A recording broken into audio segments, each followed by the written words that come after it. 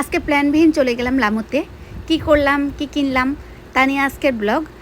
আজকে কিন্তু আমাদের বাসায় একজন নতুন অতিথি আসছে।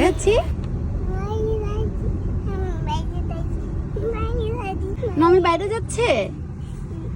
আমরা কোথায় যাচ্ছি? সুপার শপে। বলো, আমরা বাবার সাথে কোথায় যাচ্ছি এখন?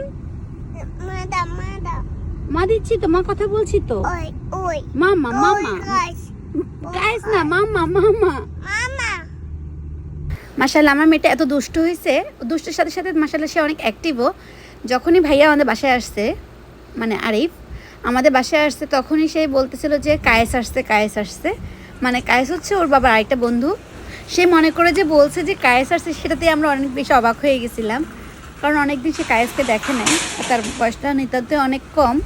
এরপর আমরা ভাইয়াকে নিয়ে একটু বের হয়ে গেছিলাম, কারণ হচ্ছে ভাইয়া আমাদের বাসায় প্রথমবার আসছে।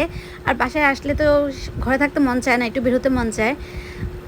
আর আমাদেরও একটু দরকারি কিছু কেনাকাটার প্রয়োজন ছিল, মানে যা দেখবো যদি কিছু ভালো লাগে তা কিনবো, এরকম একদম আর্জেন্ট কিছু ছিল না। লামুতে কিন্তু অন্যান্য দোকান থেকে একটু সাশ্রয়ী হয়। জাপানে তো আমরা একটু সাশ্রয়ী স্বাভাবিক, সবাই খুঁজে যেখানে একটু কম দামে পাওয়া যাবে জিনিসপত্র। সেখান থেকে ওর বাবা বলতেছিল চলো আজকে তাহলে এখানেই যাই আমরা। তো এই যেমন ভাবা তেমন কাজ। আমরা আসছিলাম, প্রথমে দেখছিলাম একটু কলার দাম একটু কম ছিল। 4টা কলা মেবি 150 ইয়েন ছিল, বাংলা টাকা কত হবে, 120 টাকা হবে এরকম। এরপর এখানে ওর বাবা দেখতেছিল আঙ্গুর, এখানে আঙ্গুরের দামটাও একটু কম ছিল। মাশাল্লাহ ও নমি একটু আঙ্গুর দিলে একটু পছন্দ করে, একদম যে খুব বেশি পছন্দ তা না, জাস্ট চেষ্টা করে যেন একটু খায়, তার জন্য নেওয়া। এখন এরপরে আবার এখানে আমরা পাতাকপি দেখতেছিলাম। তো পাতাকপি দেখার পর অন্যান্য দোকানে এক স্লাইস অনেক দাম থাকে, প্রায় 200-250 ইয়েন, বাট এখানে একটা গোটা পাতাকপির দাম কম ছিল, মানে আমাদের শাস্ত্রে মনে হয় যে 250+ এরকম হবে। ব্লেন্ডার তো আছেই, তাহলে আর এরপর আমরা এখানে আদা দেখছি, আমাদের আদা শেষ হয়ে গেছে, তাহলে এখান থেকে আদা নিয়ে নিই। যেহেতু বাসায় ব্লেন্ড আছে, তা আমরা গোটা আদাই নিয়ে নিয়েছিলাম, আমরা ব্লেন্ড করে নিব তার জন্য। আর এখানে কয়টাতে আমাদের এক বক্স হবে, আমরা তা নিয়ে একটু কথা বলতেছিলাম। এরপর ইশাদ বলতেছিল না 3টা সেট নিলে এক বক্স হবে না, তুমি 4টা নিয়ে নাও। তো 4টা নিয়ে নিয়েছিলাম, আমরা 4টা সেট নিয়ে নিয়েছিলাম আদার। এরপর এখানে আবার আমরা দেখতেছিলাম যে এখানে চিংড়ি মাছ ছিল। চিংড়ি মাছের দাম অন্যান্য দোকান থেকে এখানে একটু অনেক কম ছিল। তা নিয়ে তারা দুই ভাই কথা বলতেছিল যে ওনার এলাকাতে, মানে উনি যেখানে থাকে ওখানে চিংড়ি মাছের অনেক দাম, এখানে অনেক মোটামুটি অনেক কম দামে পাওয়া যাচ্ছে, সেগুলোই বলতেছিল আমাদের। তো আমরাও বলতেছিলাম আমাদের ঘরে অলরেডি আছে, এই জন্য আমরা আর এখান থেকে নিই নাই, বাসায় অলরেডি ছিল। এদিকে আমি ঘুরে ঘুরে দেখতেছিলাম কি নেওয়া যায়, আর তারা আমার থেকে অনেক দূরে চলে গেছিলো। আর এই সুযোগে আমিও একটু ভিডিও করতেছিলাম। পরে আবার ডাক দিছে, অন্য আমার জন্য জুস দেখতেছিল, তো জুস কিনবে কিনা, বাসায় আছে কিনা আমাকে জিজ্ঞেস করতেছিল। তো আমি বলছিলাম না নিয়ে নাও, বাসারটা শেষ হয়ে গেছে। তো ওই তো ঘুরে ফিরে আমার নমির জন্য টুকিটাকে নিচ্ছিলাম।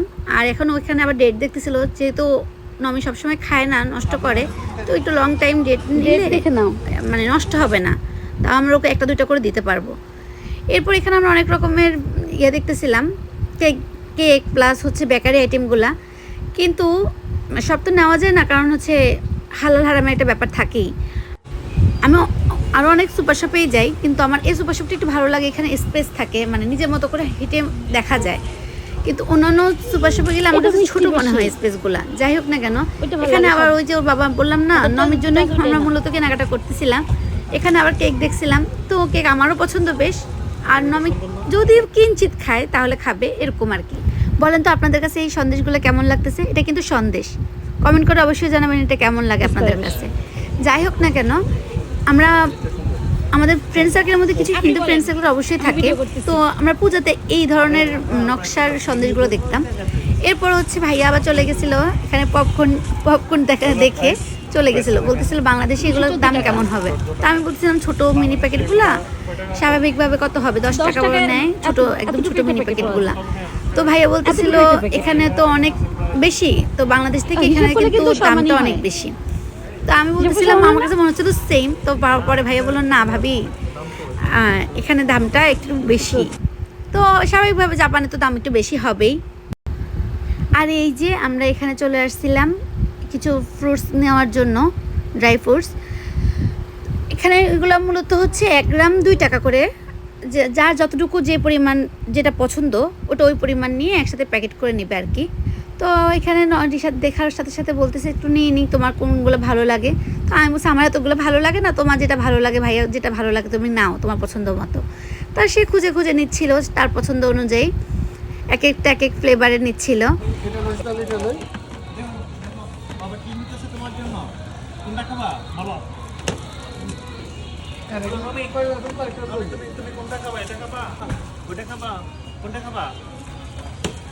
নমি খাবা এগুলো খাবা? নমি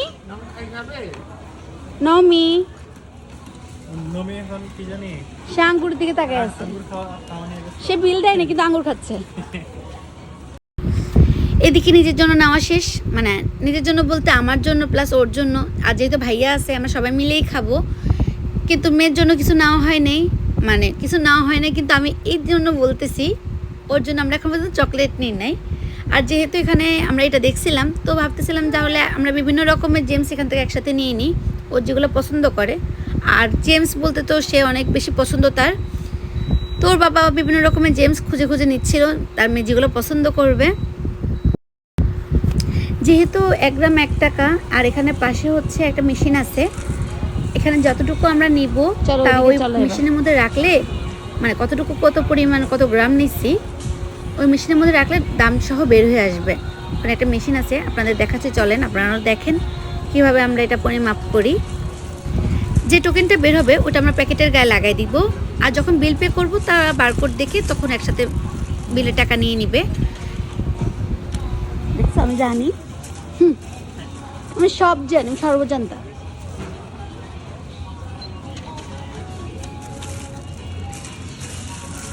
ও টোকেন কই দেখি, টোকেন দাও। এটা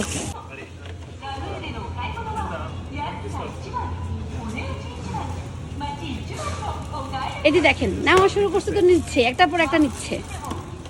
এরপর এখানে আবারও আমরা দাঁড়ায় গেছিলাম, যখন ও দেখলো এখানে একটা আমের ফ্লেভারের ইয়া বিক্রি করতেছে, আমসত্ব টাইপের, মানে একটু শক্ত শক্ত কিন্তু অনেক টেস্ট হবে এটা ভেবে, যেহেতু আমের ফ্লেভার। তো যেই ভাবে সেই কাজ, সে সাথে সাথে এখানে দাঁড়ায় গেছে আর একটা প্যাকেট নিয়ে নেওয়া শুরু করে দিছে। আর আমরা মজা করতেছিলাম ভাইয়া আর আমি, এই বাঙালি ফ্রিতে পাইলে কোনো কিছু ছাড়ে না। এরপর হচ্ছে গিয়ে ও আবার বারকোড লাগাতে চলে গেছিলো, আমি পাশে দাঁড়ানো ছিলাম। আর এদিকে তো আমি অনেক বেশি খুশি। হ্যাপি হ্যাপি খুশি তুমি? আর এখানে ফ্রেঞ্চ ফ্রাই দেখি ওর বাবা আবার ফ্রেঞ্চ ফ্রাই নিয়ে নিচ্ছিল, বাসায় আমরা ফ্রাই করে খাবো এই জন্য। সস্তা না?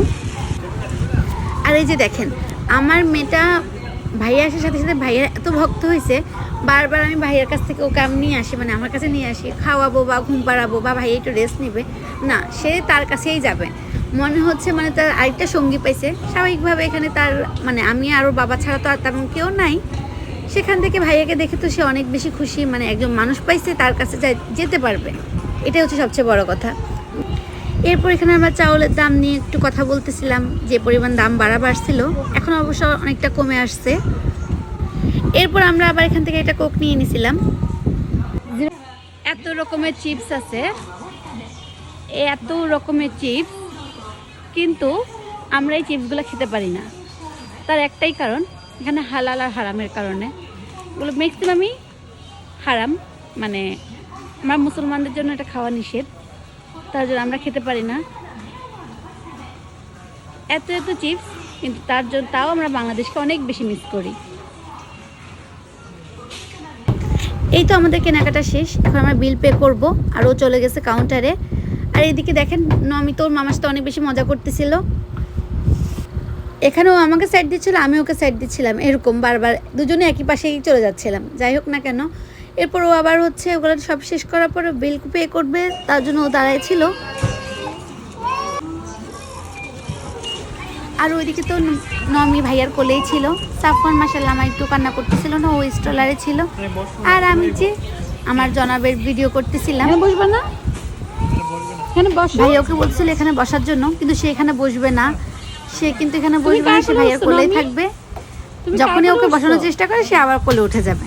যাই হোক না কেন কে মাশাআল্লাহ আসছে তোমার কাছে? ভাই অনেক আদর করে ওকে, মানে দুজন মনে হয় দুজনকে অনেকদিন থেকে চিনে এরকম। বিল পে করার পর ও যখন এখানে নিয়ে আসছে এগুলা, তখন মনে পড়ছে যে আল্লাহ, ও প্যাকেটই নেয় নাই। তো আবার প্যাকেট কেনার জন্য চলে গেছে কাউন্টারে, আবার প্যাকেট নিয়ে প্যাকেটে বিল পে করতেছিল। আর এখানে তো আবার নমি উপরে ওঠার জন্য অনেকক্ষণ বায়না করতেছিল, আর এগুলো নিয়ে নিছে। এই তো আমরা এখন বাসায় চলে যাব, সে মামার কোলে উঠে গেছে। আর এই যে দেখেন আমার সাফওয়ান, মাশাল্লাহ তখন অনেক শান্ত ছিল, ও কিন্তু এতক্ষণ ঘুমেছিল না, এতক্ষণ কিন্তু জেগেছিল। আর এই যে এখন বের হবো, তখন সে কিন্তু এখন ঘুম। এই তো আমরা বের হয়ে যাচ্ছি। আমাদের কিন্তু আরেকটা পার্ট আসবে এই ভিডিওটার, মানে আমরা বাসায় ফিরে কি কি করলাম, মজা এখান থেকে বের হয়ে কি কি করলাম তা নিয়ে আরেকটা নতুন ব্লগ আসবে। সে পর্যন্ত আপনারা সবাই ভালো থাকেন, সুস্থ থাকেন। আল্লাহ হাফেজ।